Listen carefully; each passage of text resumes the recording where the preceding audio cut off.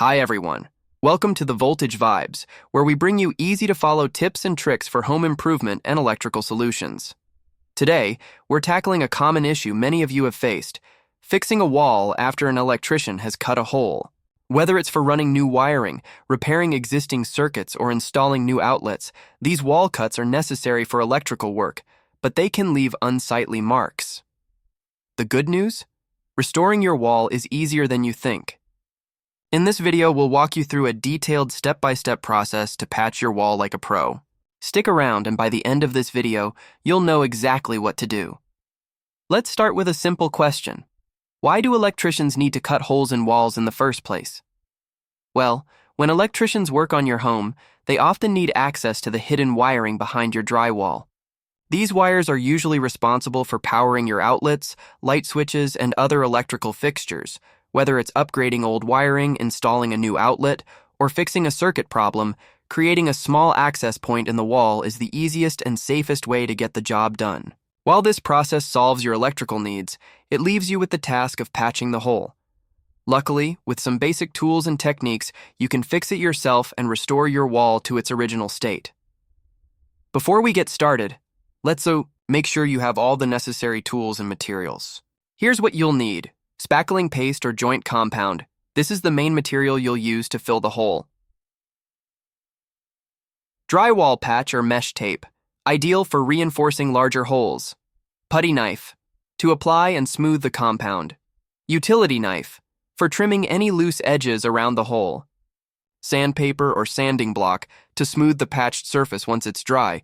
Primer and paint, for the finishing touch to make the patch blend with the rest of the wall. Optional, a drywall saw for trimming larger damaged areas. Got everything? Great. Let's move on to the repair process. Step 1. Prepare the hole. Start by cleaning the area around the hole. Use a utility knife to remove any loose or jagged pieces of drywall. Make sure the edges of the hole are smooth and free of debris. This step ensures the patch adheres properly and creates a seamless finish. Step 2.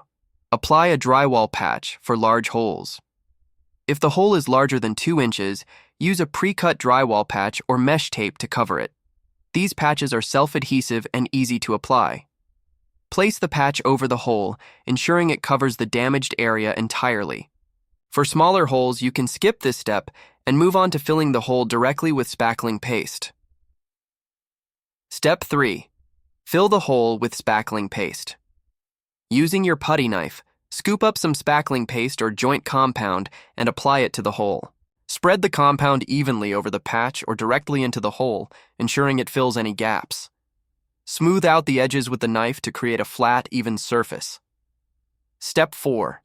Let the compound dry. Allow the compound to dry completely before proceeding to the next step.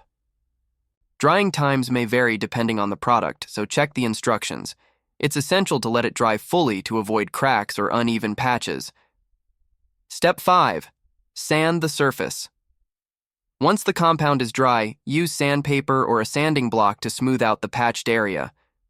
Sand until the surface is flush with the surrounding wall. Take your time here, as a smooth surface is crucial for a seamless finish. Step 6. Apply a second layer of compound, if needed.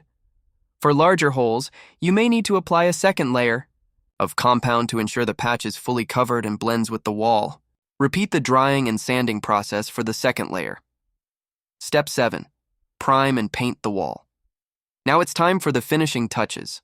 Apply a coat of primer to the patched area to help the paint adhere better. Once the primer is dry, paint over the patch with a color that matches your wall.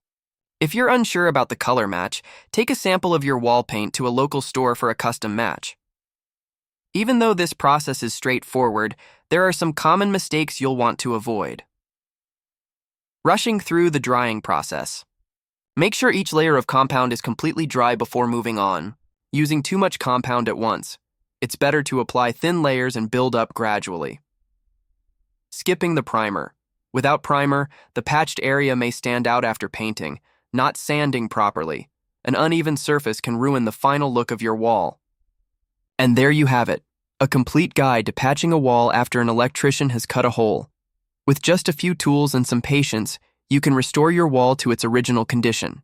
If you found this video helpful, please give it a thumbs up, subscribe to your channel name, and hit the bell icon so you don't miss out on more home improvement tips and tricks. Thanks for watching, and we'll see you in the next video.